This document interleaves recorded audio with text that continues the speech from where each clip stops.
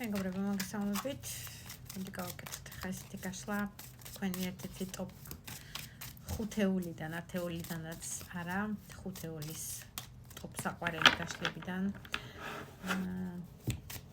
თქვენ თავზე იფიქრეთ და თქვენ პარტნიორზე, ვისაც გაინტერესებთ, პაუზა არის თუ დასასრული თქვენი ურთიერთობა. იმისთვის რომ გავიგოთ, რამდენად ეს გაშლა თქვენი იქნება და ჰეშტეგებს აღარ ურთავ ხოლმე. იმიტომ რომ ვისაც ამოუვარდება ძირითადად ესე იგი მისთვის არის საჭირო იმ პერიოდში და იმ დროს. მაგრამ აიც უფრო ზუსტად რომ ვიცოდეთ რამდენად თქვენ რომ მიხვდეთ, ანუ რამდენად თქვენზე ეს გაშლა, პატარა იდენტიფიკაციას ჩავატარებ, ვინ არის თქვენი პარტნიორი და ვინ ხართ თქვენ, რომ მიხვდეთ რამდენად შეიძლება თქვენზე იყოს ეს გაშლა. ვინ არის თქვენი პარტნიორი, რა ენერგიებშია და ვინ ხართ თქვენ. და უკეთესად მიხვდებით რამდენად შეიძლება ემთხვეოდეს და თქვენზე იყოს ეს საერთო გაშლა. საერთო გაშლა ყველაზე ყველაფერი არ დაემთხვევა, მეგობრებო, პირადი გაშლებისთვის და უფრო ზუსტი პასუხებისთვის შეგიძლიათ პირადში მომწეროთ და ყველა დეტალებს გაგაცნობთ მე თვითონ, როგორც კი დროსაც საშუალება მექნება, ფასებს და დეტალებს და ყველაფერს აგიხსნით მე. ვინ არის თქვენი პარტნიორი? 10-იანი შეძლია მოდეს ძალიან დაღლიურ მდგომარეობაში. ადამიანი უკვე დაიღალა ამდენი პასუხისგებლობის თავის ზურგზე ტარებით, ამდენი საქმის თავის ზურგზე ტარებით, გამუდმებულ მუშაობაშია, გამუდმებულად ვიღაცა რაღაცა ვალდებულებებს აკისრებს, ოჯახის წინაშე იქნება იქ თუ დაოჯახებულ მდგომარეობაშია იმ ადამიანებისთვის, თუ მშობლების წინაშეც ერთგვარი ოჯახური პასუხისგებლობა, იქ რაღაცა იპოთეკა იქნება თუ დეტალებია ეს ყველაფერი და საერთო ინფორმაცია, საერთო გაშლისას უნდა მიიღოთ და მიხვდეთ ხოლმე რაზეა საუბარი. მოკლედ ძალიან დიდი პასუხისგებლობის ტარებისგან უკვე აი 10-იან ჟეზლით, აი ძლივს ღამი აქვს ეს თავის პასუხისგებლობა.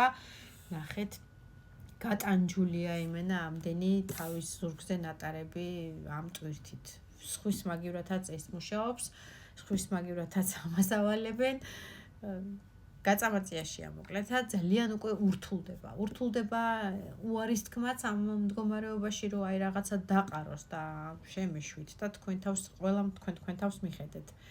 და მე ასე ვთქვათ, ჩემ ნამუშევარს და გამომუშავებულს ჩემ თავზე მოვიხმარ, ვერ აკეთებს, იმიტომ რომ უკვე ძალიან რაღაცა დიდი პერიოდია, გაწელილი პერიოდია, რომელსაც ახმარს თავის დროს და ენერგიას ამ ყველაფერში, რომ ეს ოჯახური ჭაპანი, ოჯახური პასუხისგებლობა, მშობლების წინაშე იქნება თუ საკუთარი ზოგიერთებს შეიძლება ოჯახიც ყავთ არ არის გამორიცხული ამ კარტიდან გამომდინარე.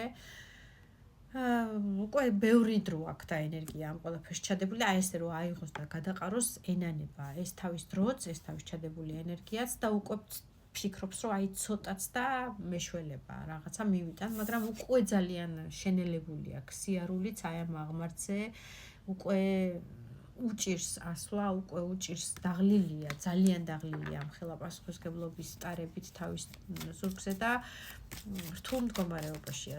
ძალიან დაღლილია შეიძლება სამუშაო რეჟიმში. ზოგიერთისთვის ასე იყოს, მაინდა-მაინც ოჯახზე არ არის აუცილებელი, რომ აი რაღაცა სხვა ვიღაცა მაგალითად შვებულებაშია, სხვა ვიღაცა გულაობს ჭხალებში, სხვა ვიღაცა დეკრეტშია, ყველას თქვენი გაქვთ, მოარგეთ გაშლა არის ორივე სქესისთვის, ამიტომ მოარგეთ სიტუაციურად და ყველას პასუხისგებლობას ერთგვარად ჩემზე აკისრებენ და მე მაქვს ყველას გასაკეთებელი საქმე ჩემ კისერზე და ყველაზე ადრე რომ მოვდივარ, ყველაზე გვიან მივდივარ და ვერ ვასწრებ ენერგიის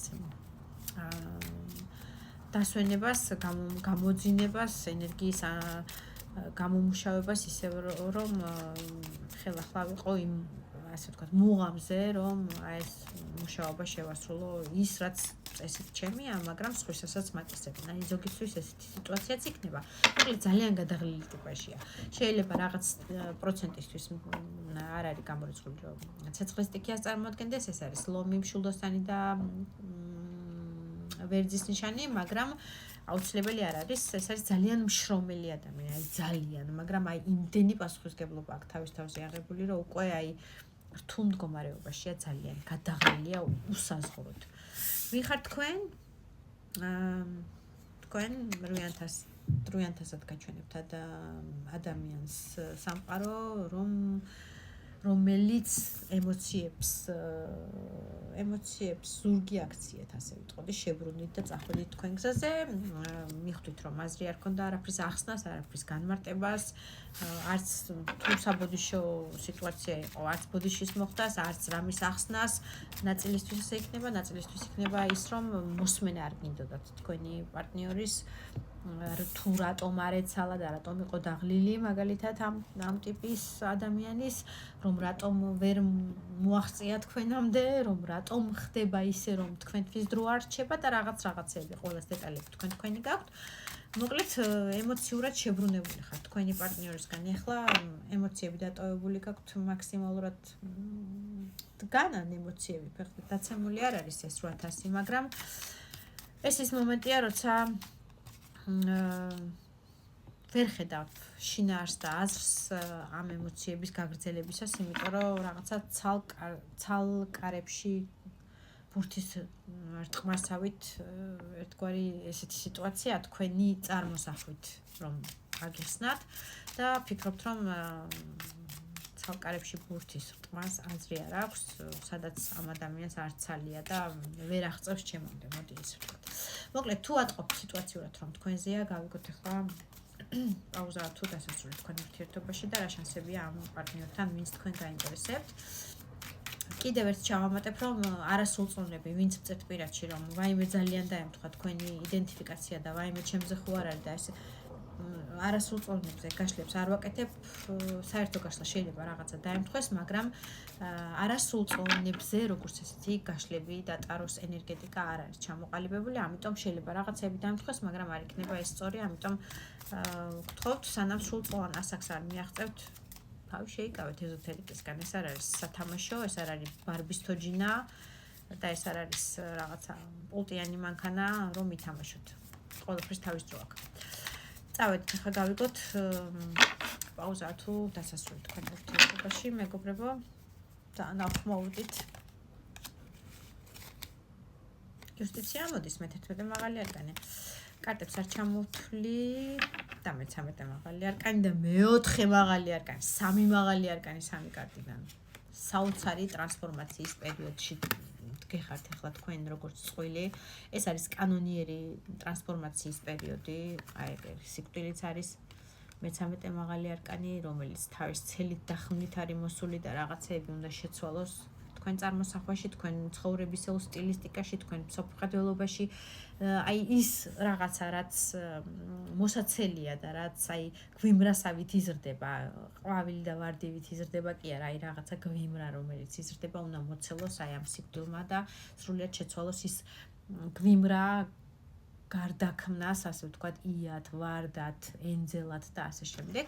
ამ ყველაფერს კი რასაკვირველია მაღალ არკანებს ჭირდება დრო, მაღალი არკანები ერთ კვირაში, ერთ თვეში და ზოგჯერ ერთ წელიწადშიც კი ვერ ასრულებს თავის პერიოდულ მდგომარეობას, ასე ვთქვათ. და იმპერატორი ამოდის შუაში ამ ყველაფერში, ანუ მთავარი გმირი ეს ყველაფრის ამ ტრანსფორმაციის და ამ კანონიერების, რომ კანონიერად ჩამოყალიბდეს ეს ტრანსფორმაცია და ისე როგორც მაღალძალებს უნდათ, ისე როგორც ბედით არის მოვლენილი თქვენთვის, ასე ვთქვათ, მაღალი ძალებისგან და ისე როგორც კანონიერად უნდა მოხდეს, შეიძლება არ არის გამორიცხული, რომ თქვენი პარტნიორი წარმოადგენდეს. ნაწილისთვის იქნება ვერძის სტიქია, ნაწილისთვის იქნება ასევე სასტორის ნიშანი, იმიტომ რომ იუსტიცია როგორც წესი დიპლომატიის და სასწორების ნიშანი კარტია, მოკლედ, რომ გითხრათ.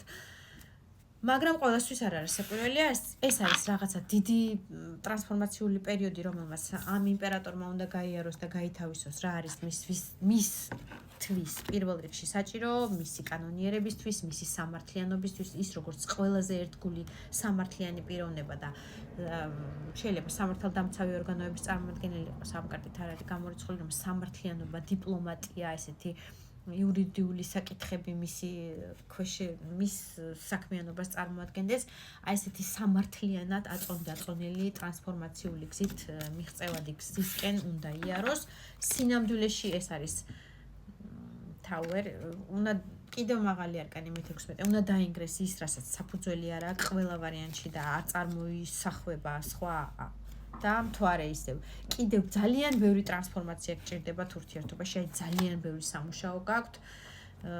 კონფლიქტურ სიტუაციებზე უნდა შეთანხმდეთ, ძალიან რთული სიტუაცია